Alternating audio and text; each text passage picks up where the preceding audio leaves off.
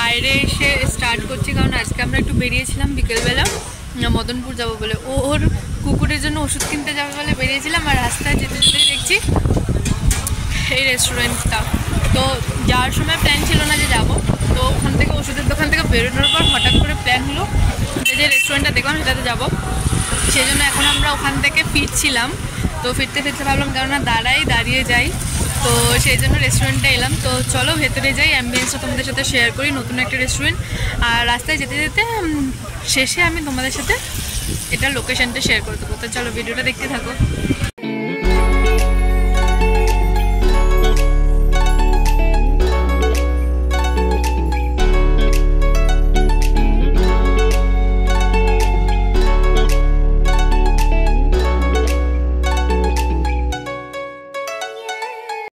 ফার্স্টেই তোমরা দেখে নাও যে এটা রাস্তা থেকে দেখতে কীরকম লাগছে, আর যেটা দেখে আমরা অ্যাট্রাক্ট হয়েছিলাম। চলো এবার ভেতরে যাই।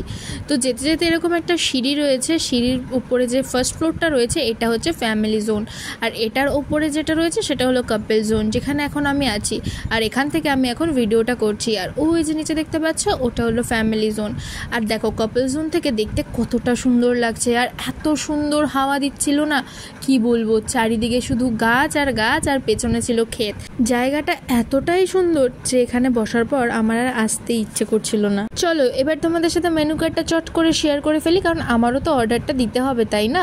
তো এখানে কিন্তু চা থেকে শুরু করে মেন কোর্স, স্টার্টার, এভরিথিং তোমরা পেয়ে যাবে। আর হ্যাঁ, রেস্টুরেন্টের থেকে অনেক কম দামে পাবে। আর এখানে এত সুন্দর একটা হাওয়া দিচ্ছে, চলো তোমাদেরকে হাওয়ার শব্দ শোনাই।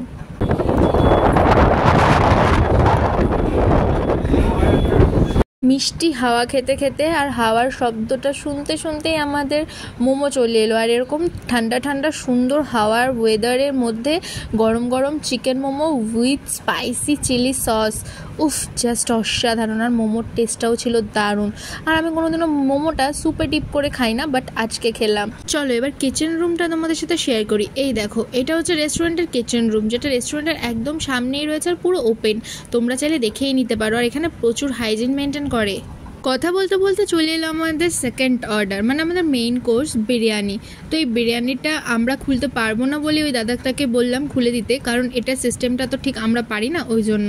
তো দাদাটা এই জন্য এটা আমাদেরকে খুলে তারপরে দিচ্ছিল, বাট বললাম সার্ভ আমরা করে নেবো, জাস্ট তুমি এটাকে ওপেন করে দাও। আর দেখো এই বিরিয়ানিটার প্রাইস কত নিয়েছে জানো? অনলি 149। আর বিরিয়ানির কোয়ান্টিটি দেখে তো তোমরা বুঝতেই পারছো, পুরো হাঁড়িটা ভর্তি। এই দেখো পুরো ফুল।